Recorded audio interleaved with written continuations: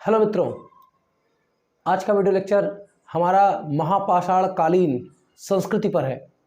इसके पहले वाले वीडियो लेक्चर में मैंने आपको बताया था वेद और उनके बारे में, ऋग्वेद, यजुर्वेद, अथर्ववेद और सामवेद के विषय में। उस समय के जो परिस्थितियां थीं उनके अनुसार जो वेदों को लिखा गया था उसके बारे में मैंने बताया था इसके पहले वाले वीडियो लेक्चर में। आज के वीडियो लेक्चर में मित्रों हम लोग बात करेंगे कहानी महापाषाणों की।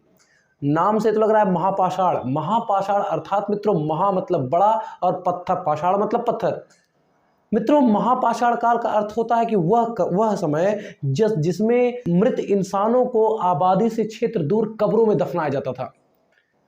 मित्रों इसका मतलब यह हुआ कि लोग जब मरते थे तो उनको आबादी क्षेत्र से दूर ले जाकर कब्रों में दफन किया जाता था और उनके चारों ओर एक पत्थरों को सजा देते थे। इसीलिए इस काल को महापाषाण कहा गया। उस पत्थरों की वजह से इन काल को महापाषाण काल कहा गया। यह प्रथा लगभग 3000 साल पहले की थी।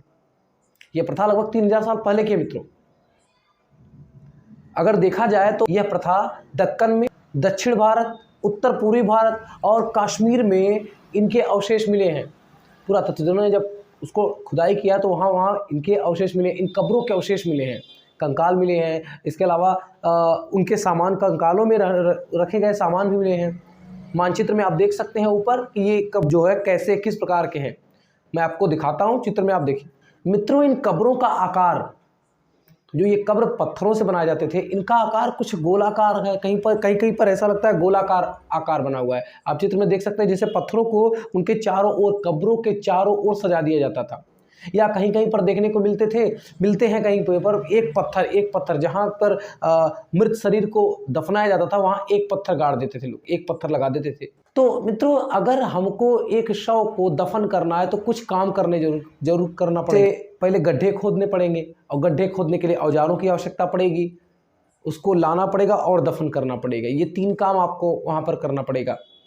बात करें अगर हम मित्रों, उस समय की एक मान्यता ये थी कि लोग जब मरते हैं तो भी वे स्वर्ग की प्राप्ति करते हैं। जैसे आज भी मान्यताएं हैं कि मृत्यु के बाद शरीर या आत्मा स्वर्ग में जाती है, जहाँ पर हम लोग कहते हैं ना कि स्वर्ग में जाते हैं तो वहाँ पर बढ़िया आसन लगा होता है, जो चाहे मन वांछित चीज़ें मिलती हैं, हमें खाने को मिलता है, पीने को मिलता है। इसलिए ये सारी चीज़ें उस समय भी थी। और उस समय इस सोच पर, एक विचारों पर क्या किया जाता था, कब्रों के साथ लाल और काले मिट्टियों के बर्तन मिले हैं। इन बर्तनों से ये एक हम थिंकिंग कर सकते हैं, एक विचार रख सकते हैं कि हो सकता है कि उस समय के लोग को ये सोचना था कि ये जब जाएंगे स्वर्ग में तो इन सारी चीज़ों का उपयोग करेंगे। इसके अलावा मित्रों उनके साथ घोड़ों के कंकाल मिले हैं। इतना ही नहीं, औजार भी मिले हैं, लोहे के औजार मिले हैं। ये सारी चीज़ें कब्रों के साथ मिली हुई है। इसके अलावा पत्थर और सोने के गहने भी मिले हैं उन शवों के साथ। और इतना ही नहीं मित्रों, अगर मैं थोड़ा सा इस बात में अगर इन कब्रों को देखा गया बहुत ध्यान से तो उन्होंने पाया कि कुछ कब्रों में सामान ज़्यादा मिले हैं, कुछ कब्रों में सामान कम मिले हैं। इससे उस वक्त की सामाजिक स्थिति के बारे में भी पता चलता है। जैसे मैं आपको बात करूं कि एक स्थान वहाँ पर है ब्रह्मगिरी में एक कब्र में 33 सोने के मनके और शंख मिले हैं। और यहीं पर दूसरे कब्र में कुछ केवल मिट्टी के बर्तन मिले हैं। इससे एक अंदाज़ा हम लगा सकते हैं कि हो सकते हैं कुछ व्यक्ति अमीर होते होंगे, कुछ व्यक्ति गरीब होते होंगे। जो लोग अमीर होते होंगे उनके पास, जो सरदार होते होंगे उनके पास सामान वस्तुएं ज़्यादा थी तो ज़्यादा उपभोग के लिए वहाँ वस्तुएं रखी गई थी। जो गरीब थे वो वस्तुएं ज़्यादा उपभोग नहीं कर सकते थे, इसलिए केवल मिट्टी के बर्तन और कुछ कपड़े वगैरह मिले हैं। और महापाषाणों में कभी महापाषाणों में मित्रों एक से अधिक कंकाल मिले। एक महापाषाण में एक से अधिक कंकाल मिले हैं। इससे यह अनुमान लगाया जाता है कि हो सकता है कि एक ही जगह पर एक ही परिवार के कई सदस्यों को दफन किया जाता था। एक ही स्थान का मतलब ये हुआ कि जब वो मरते होंगे तो उन्हीं को लाके यहाँ पर दफन करते होंगे, उसके घर के फिर कोई मरते होंगे, फिर कुछ दिन बाद वहाँ पर लाके दफन करते होंगे। ये पाषाणों के बीच दफन कर देते थे लोग, और फिर बाद में उन पाषाणों से उनको ले जाकर कब्रों में दफन कर देते थे। और मित्रों उनको कब्रों में ले जाने के लिए पोर्ट होल रास्ते का उपयोग किया जाता था। वो जो पोर्ट होल के रास्ते थे वहाँ उसका उपयोग किया जाता था। चित्र में आप देख सकते हैं पोर्ट होल के रास्ते को मैंने दिखाया है। उनको दफन करने के लिए पोर्ट होल के रास्ते से ले जाकर दफन करते थे लोग। इसके अलावा जहाँ पर दफन करना होता था लोगों को, जहाँ पर एक जगह जहाँ पर दफन करना होता था, गोलाकार पत्थर रख देते थे इससे पता चल जाता था कि यहीं पर दफन करना, वो जगह पोजीशन स्थिति पता चल जाती थी, ताकि वो वहाँ पर उसको दफनाने, अगले शव को दफनाने दोबारा आ सके। एक गांव का जिक्र हुआ है, इनाम गांव, थोड़ा सा उसके बारे में जान लेते हैं। मित्रों, इनाम गांव में, ये इनाम गांव जो है भीमा की सहायक नदी घोड़ के किनारे, यहाँ पर शवों को दफनाया 3600 से 2700 साल पहले लगभग दफनाया जाता था। वहाँ वयस्क लोग रहते थे जिनको दफनाया जाता था। इनको प्रायः गड्ढे में सीधा लिटाकर दफनाते थे, सिर को उत्तर की ओर करते थे, और ये जो कंकाल है उनके अवशेष कई बार घरों के अंदर पाए गए हैं। इससे यह भी हम अनुमान लगा सकते हैं कि कई बार उनको घर के अंदर दफनाया जाता था और उनके आसपास से कुछ बर्तन वगैरह मिले हैं, खाने पीने की सब वस्तुएं भी मिली। इसके अलावा उन्हें खाने पीने के बर्तन प्राप्त हुए हैं। यहाँ तक कि मित्रों वहाँ पर देखा गया एक आदमी को 5 कमरे वाले मकान के आंगन में 4 पैरों वाले मिट्टी के एक बड़े संदूक में दफनाया गया था। मित्रों, एक लाश ऐसी मिली है, एक कंकाल ऐसा मिला है जिसमें एक आदमी को 5 कमरे वाले मकान में 4 पैरों वाले एक संदूक में आंगन के भीतर में रख के दफनाया गया था। उसके 100 मुड़े हुए थे, और यह जो घर था उन बस्ती में सबसे पुराने घरों में से एक था, जहाँ पर एक अनाज का गोदाम भी था।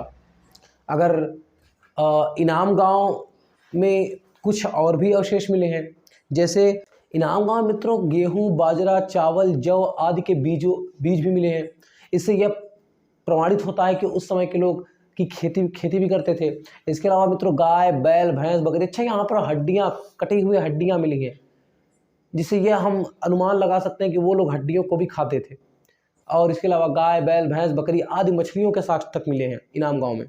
तो हम ये अनुमान लगा सकते हैं कि इनाम गांव एक आधुनिक नज़रिए से देखें तो इनाम गांव भी उस समय एक समृद्ध गांव था, क्योंकि यहाँ पर जिन शवों का मिलना और शवों का इस व्यवस्थित ढंग से एक दफन होना, गेहूं, चावल, जौ, बाजरा आदि मिलना, मछलियों का साक्ष्य मिलना, गाय, बैल, भैंस, बकरी को साक्ष्य मिलना, इससे ये हम कह सकते हैं कि इनाम गांव एक लगभग संपन्न गांव था।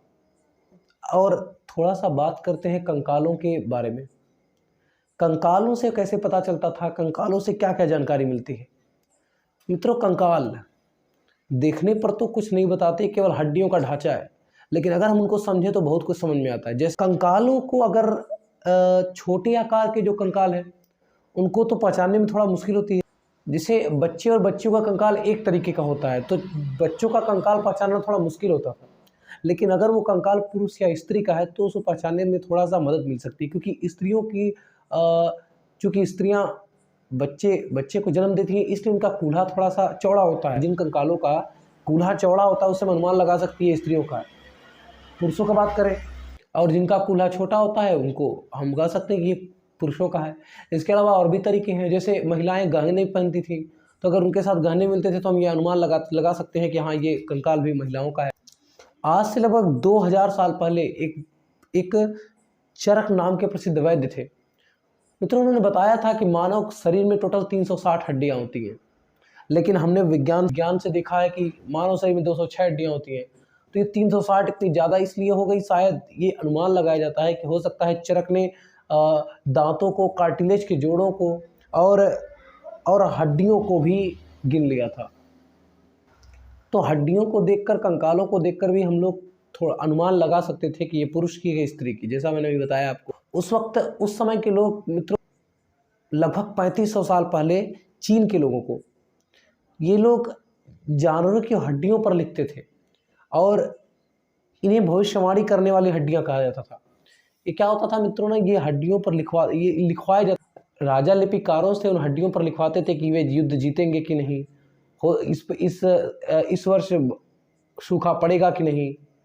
तो वो क्या करते थे, हड्डियों को लिखवा कर उन हड्डियों को आग में जलाते थे। दरार पड़ने पर वो भविष्यवाणी करते थे कि हाँ, जो कही गई बात है वो सच होगी या गलत। अब इससे हम एक अनुमान लगा सकते हैं कि हम भी सोच समझ सकते हैं कि वो बातें, भविष्यवाणी कितनी सही होती है या कितनी गलत। तो हो सकता है वो सही हो जाए या हो सकता है वो गलत भी हो जाए, एक अनुमान था ये। जैसे आज भी कुछ अंधविश्वास हमारे वक्त में भी हैं, तो उस समय भी कुछ अंधविश्वास। ये राजा शहर में रहते थे, शहरों में महल बनाकर रहते थे, उनके पास बेशुमार दौलतें होती थी। इनमें बड़े बड़े नक्काशी किए हुए कांसे के बर्तन शामिल थे, लेकिन वे लोग लोहे का इस्तेमाल नहीं करते थे।